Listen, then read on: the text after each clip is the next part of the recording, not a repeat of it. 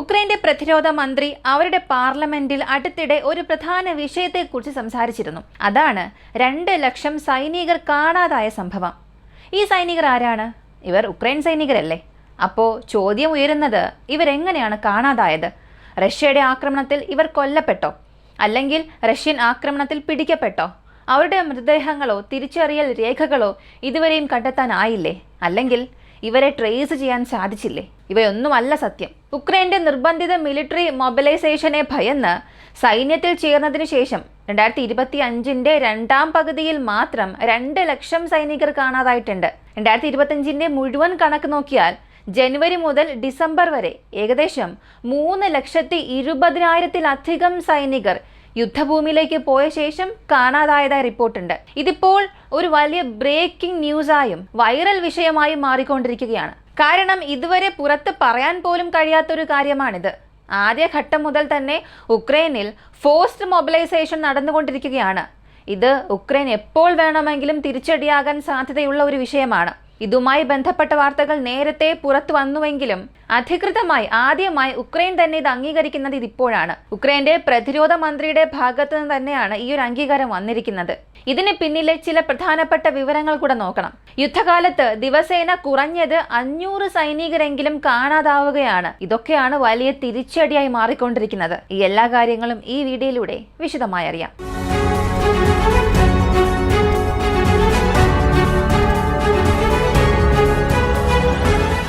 ഉക്രൈന്റെ പ്രതിരോധ മന്ത്രി Mykola Petrov അടുത്തിടെ പാർലമെന്റിൽ സംസാരിക്കുമ്പോൾ പറഞ്ഞത്, ഉക്രൈൻ ഇപ്പോൾ റഷ്യക്കെതിരായ ഒരു വലിയ യുദ്ധത്തിലാണ്.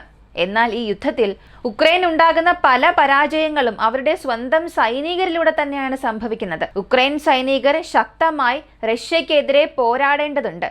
എന്നാൽ ചില പ്രദേശങ്ങളിൽ ഉക്രൈൻ സൈന്യത്തിന് സ്വന്തം പൗരന്മാരിൽ നിന്ന് പോലും വേണ്ടത്ര സഹകരണം ലഭിക്കുന്നില്ല എന്ന് അദ്ദേഹം തുറന്നു പറയുന്നു. അദ്ദേഹം ഇതിനെ വിശദമായി ബ്രേക്ക് ഡൗൺ ചെയ്ത് വിശദീകരിക്കുകയാണ്. അദ്ദേഹത്തിന്റെ വാക്കുകളിൽ, ജൂലൈ മുതൽ ഡിസംബർ വരെ 2 ലക്ഷത്തിലേറെ മൊബിലൈസ്ഡ് ചെയ്ത ഉക്രൈൻ സൈനികർ കാണാതായിട്ടുണ്ട്. ഇത് ഇവർ സൈന്യത്തിൽ നിന്നും വിട്ടുപോയതല്ല. ഇവർ എവിടെ പോയി, എന്താണ് സംഭവിച്ചത്, ഇതൊന്നും ട്രാക്ക് ചെയ്യാൻ കഴിയുന്നില്ല എന്നതാണ് ഏറ്റവും ഗൗരവമായ വിഷയം. ഇതാണ് അദ്ദേഹം പാർലമെന്റിൽ തുറന്നു പറഞ്ഞ ഒരു വലിയ വെളിപ്പെടുത്തൽ. ഇതിന്റെ ഗൗരവം മനസ്സിലാകണമെന്നുണ്ടെങ്കിൽ ആദ്യം ഉക്രൈനിലെ മാർഷ്യൽ ലോ എന്താണെന്ന് മനസ്സിലാക്കണം. ഇത് മനസ്സിലാക്കിയാൽ മാത്രമേ എന്തുകൊണ്ടാണ് ഇത് ഇത്ര വലിയ വിഷയമായി മാറിയത് എന്നുള്ളതും നമുക്ക് ഗ്രഹിക്കാൻ കഴിയുകയുള്ളൂ. ആദ്യം മാർഷ്യൽ ലോ എന്താണ്? ഒരു രാജ്യത്തിന്റെ സൈന്യത്തിന് പരമാവധി അധികാരം നൽകി സാധാരണ ജനാധിപത്യ നിയമങ്ങൾ നിയന്ത്രിക്കപ്പെടുന്ന ഒരു സംവിധാനമാണ് മാർഷ്യൽ ലോ. ഒരു ജനാധിപത്യ രാജ്യത്ത് സാധാരണയായി പൊതുജനങ്ങൾക്ക് അനുകൂലമായ സിവിൽ നിയമങ്ങളാണ് പ്രാബല്യത്തിലുള്ളത്. പക്ഷേ മാർഷ്യൽ ലോ പ്രാബല്യത്തിൽ വരുന്നത് അസാധാരണ സാഹചര്യങ്ങളിൽ മാത്രമാണ്. ഉദാഹരണത്തിന് ഒരു യുദ്ധ സാഹചര്യം, അല്ലെങ്കിൽ വലിയൊരു അടിയന്തരാവസ്ഥ, അല്ലെങ്കിൽ വ്യാപകമായ രോഗവ്യാപനം, അതുമല്ലെങ്കിൽ രാജ്യം സ്റ്റേറ്റ് ഓഫ് എമർജൻസി പ്രഖ്യാപിക്കുന്ന സാഹചര്യം. ഇത്തരം സമയങ്ങളിൽ മാർഷ്യൽ ലോ നടപ്പിലാക്കപ്പെടും. മാർഷ്യൽ ലോ പ്രാബല്യത്തിൽ വന്നാൽ ഉച്ചസ്ഥായിയിലുള്ള അധികാരം സൈന്യത്തിന് നൽകപ്പെടും.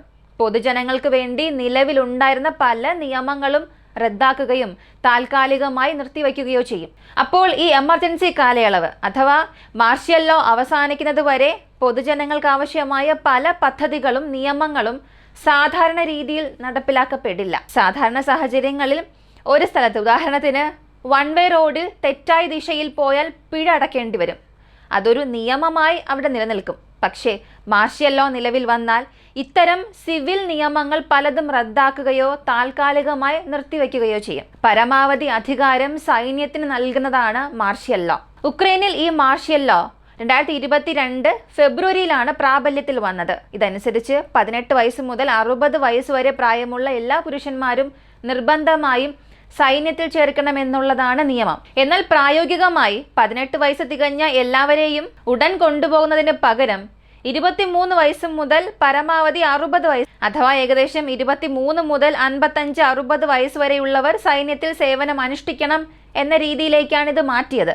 ഈ മാർഷ്യൽ ലോ വിവിധ ഘട്ടങ്ങളിലായി പല തവണ നീട്ടിക്കൊണ്ടുപോയി. ആദ്യഘട്ടത്തിൽ ഇത് 2023 ഓഗസ്റ്റ് വരെയായിരുന്നു. പിന്നീട് 2023 ഡിസംബർ വരെ നീട്ടി. അതിനുശേഷം 2024 മെയ് വരെ വീണ്ടും നീട്ടി. ഇങ്ങനെ ഘട്ടം ഘട്ടമായി മുന്നോട്ട് നീട്ടി ഇപ്പോൾ അവസാനമായി 2025 ഡിസംബർ മുതൽ 2026 ഫെബ്രുവരി വരെ മാർഷ്യൽ ലോ വീണ്ടും എക്സ്റ്റെൻഡ് ചെയ്തിരിക്കുകയാണ്. ഇത് ഉക്രൈനിലെ ജനങ്ങളുടെ മനോഭാവത്തിൽ വലിയ മാറ്റം കൊണ്ടുവന്നു. പലർക്കും തോന്നാൻ തുടങ്ങി റഷ്യയുമായി ഉക്രൈൻ അനാവശ്യമായി യുദ്ധം നീട്ടിക്കൊണ്ടിരിക്കുകയാണ്.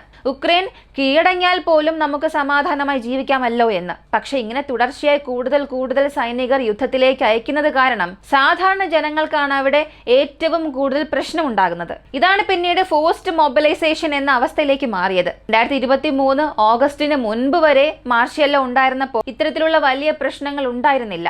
കാരണം അന്ന് ഉക്രൈൻ വിജയിക്കും എന്ന ഒരു ശക്തമായ വിശ്വാസം ജനങ്ങളിൽ ഉണ്ടായിരുന്നു. 2023 ജൂൺ കാലത്ത് ഉക്രൈൻ വലിയൊരു കൗണ്ടർ ഒഫൻസീവ് ആരംഭിച്ചു. പടിഞ്ഞാറൻ രാജ്യങ്ങളിൽ നിന്നും ശക്തമായ പിന്തുണയും സഹായവും ലഭിച്ചിരുന്നു. എന്നാൽ ആ കൗണ്ടർ ഒഫൻസീവ് പരാജയപ്പെട്ടതോടെ ഇനി ഉക്രൈൻ ജയിക്കാൻ സാധ്യത കുറവാണ് എന്ന് സാധാരണ ജനങ്ങൾക്ക് പോലും മനസ്സിലായി. ഈ യുദ്ധം നീണ്ടു നിൽക്കുന്നതിനിടെ റഷ്യ പവർ ഗ്രിഡുകൾ പോലുള്ള പ്രധാനപ്പെട്ട അടിസ്ഥാന സൗകര്യങ്ങളെ ലക്ഷ്യമാക്കി ആക്രമണം ശക്തമാക്കിയപ്പോൾ ഉക്രൈനിയൻ ജനങ്ങൾക്കുണ്ടായിരുന്ന ശേഷിച്ചിരുന്ന ആ ചെറിയ പ്രതീക്ഷ പോലും ഇല്ലാതായി. അതിനുശേഷം ജനങ്ങളുടെ മനോഭാവം ഇങ്ങനെ മാറി. അതായത് ഇനി യുദ്ധം ചെയ്ത് എന്ത് നേടാനാണ്? ഉക്രൈൻ സൈന്യത്തിനായി നമ്മൾ ഇനി എന്തിന് ജീവൻ പണയം വയ്ക്കണം? യുദ്ധത്തിലേക്ക് അയച്ചവരുടെ അവസ്ഥ പോലും എന്താണെന്ന് അറിയില്ലല്ലോ. ഇതൊക്കെയായിരുന്നു ആളുകളിൽ ഉണ്ടാക്കിയൊരു ചിന്ത. അതുകൊണ്ട് തന്നെ ഇനി സൈന്യത്തിൽ ചേരണ്ട എന്നൊരു മനോഭാവത്തിലേക്ക് അവർ എത്തി. ഇത് യുദ്ധഭൂമിയിൽ എങ്ങനെ പ്രതിഫലിക്കുന്നു എന്നറിയണ്ടേ? ഉക്രൈൻ സൈനികരെ ബാച്ചുകളായി യുദ്ധത്തിലേക്ക് അയക്കുന്നു. ഇപ്പോൾ ഒരു ബാച്ചിൽ ഏകദേശം 10,000 മുതൽ 15,000 വരെ സൈനികരുണ്ടാകാം. ഇത് സമയം, ആവശ്യകത, ഏത് യൂണിറ്റിലാണ് ആളുകൾ വേണ്ടത് തുടങ്ങിയ കാര്യങ്ങളെ ആശ്രയിച്ച് മാറും. ചിലപ്പോൾ 2 ആഴ്ചയ്ക്ക് ഒരിക്കൽ, ചിലപ്പോൾ മാസത്തിൽ ഒരിക്കൽ, ചിലപ്പോൾ 2-3 ദിവസത്തിൽ ഒരിക്കൽ, ഇങ്ങനെ പോലും ബാച്ചുകളായി അയക്കുന്നുണ്ട്. എന്നാൽ ഇങ്ങനെ സൈന്യത്തിലേക്ക് ആളുകൾ ഉൾപ്പെടുത്തുമ്പോൾ കുറഞ്ഞത് 1 മാസമെങ്കിലും പരിശീലനം നൽകേണ്ടതുണ്ട്. അല്ലെങ്കിൽ കുറഞ്ഞത് 2-3 ആഴ്ചയെങ്കിലും അടിസ്ഥാന പരിശീലനം വേണം. ഇവിടെ തന്നെയാണ് പ്രധാനപ്പെട്ട പ്രശ്നം ആരംഭിക്കുന്നത്. സൈന്യത്തിലേക്ക് ആളുകളെ പിടിക്കാൻ പോകുമ്പോൾ അവിടെ സംഘർഷങ്ങൾ ഉണ്ടാകുന്നു. ചിലർ എന്ത് ചെയ്യുന്നു എന്നറിയണ്ടേ? പണം കൂടുതലുള്ളവർ റിക്രൂട്ടർമാർക്ക് പണം കൊടുത്ത് സൈന്യത്തിൽ ചേരുന്നത് ഒഴിവാക്കുന്നു. പണമില്ലാത്ത സാധാരണ ആളുകൾ അവിടെ കുടുങ്ങിപ്പോകുന്നു. ഇതോടെയാണ് റിക്രൂട്ടർമാരും സാധാരണ പൗരന്മാരും തമ്മിൽ തുറന്ന സംഘർഷം ഉണ്ടാകാൻ തുടങ്ങുന്നത്. എനിക്ക് വരാൻ ഇഷ്ടമില്ല എന്ന് പറഞ്ഞ് രക്ഷപ്പെടാൻ ശ്രമിക്കുന്നവർ വളരെയധികം പേരുണ്ട്. അതുമാത്രമല്ല, അതെല്ലാം മറികടന്ന് ബലം പ്രയോഗിച്ച് സൈന്യത്തിലേക്ക് അയച്ചാലും യുദ്ധഭൂമിയിൽ പോരാടാതെ തന്നെ കീഴടങ്ങുന്നവരുമുണ്ട്. ഇതിലും അപ്പുറം നീ യുദ്ധം ചെയ്തേ തീരൂ എന്ന് നിർബന്ധിച്ച് അവരെ നിലനിർത്തുമ്പോൾ റൊട്ടേഷണൽ ഷിഫ്റ്റുകൾ പോലും കാര്യങ്ങൾ ശരിയായി നടപ്പാക്കപ്പെടുന്നില്ല. ഒരു ഘട്ടത്തിന് ശേഷം അവർ പൂർണ്ണമായും തളർന്നു പോകുമ്പോൾ യുദ്ധഭൂമി വിട്ട് മറ്റ് രാജ്യങ്ങളിലേക്ക് രക്ഷപ്പെടാൻ ശ്രമിക്കുന്നു. ഇതിൽ ഏറ്റവും ഞെട്ടിപ്പിക്കുന്ന കാര്യം എന്തെന്നാൽ ഈ 2 ലക്ഷം പേരിൽ 18% പേർ റഷ്യയിലേക്ക് കീഴടങ്ങിയതായി പോലും റിപ്പോർട്ടുകൾ പറയുന്നു. ഇത് കേൾക്കുമ്പോൾ തന്നെ ഇതെന്താണ്, ഇങ്ങനെയെല്ലാം സംഭവിക്കുകയാണോ എന്നൊരു ചോദ്യം പോലും നമുക്കുള്ളിൽ ഉണ്ടാകും. പുറത്ത് നോക്കുമ്പോൾ ഉക്രൈനുള്ളിൽ നടക്കുന്ന ഈ കാര്യങ്ങളെല്ലാം റഷ്യയ്ക്ക് അനുകൂലമായി മാറുകയാണ് എന്നുള്ളതാണ് സത്യം. അതായത് ഉക്രൈനുള്ളിൽ തന്നെ വലിയൊരു ജനവിരോധം രൂപപ്പെടുകയാണ്. ഉക്രൈന്റെ പോയിന്റ് ഓഫ് വ്യൂവിൽ നിന്ന് നോക്കിയാൽ ഇത് രാജ്യത്തിനുള്ളിൽ തന്നെ അവർക്ക് ആവശ്യമായ ഇൻഫ്ലുവൻസ് നഷ്ടപ്പെടുകയാണ് എന്നുള്ളത് വളരെ വലിയ പ്രശ്നമായി മാറിക്കൊണ്ടിരിക്കുന്നു. ഇത് അവിടെയുള്ള ജനങ്ങളിൽ രാജ്യത്തോടുള്ള വെറുപ്പിനും അസന്തോഷത്തിനും കാരണമായിട്ടുണ്ട്. നിങ്ങൾ ഇത്രയും ത്യാഗങ്ങൾ ആവശ്യപ്പെടുന്നു, ഞങ്ങളെ യുദ്ധഭൂമിയിലേക്ക് അയക്കുന്നു, പക്ഷേ നിങ്ങളുടെ കുട്ടികളെ യൂറോപ്പിൽ സുരക്ഷിതമായി വച്ചിരിക്കുന്നു. ഈ തരത്തിലുള്ള ആരോപണങ്ങൾ ശക്തമായി ഉയർന്നു. ഇത് വലിയ വിവാദമായി മാറിയത് 2023 കാലത്താണ്.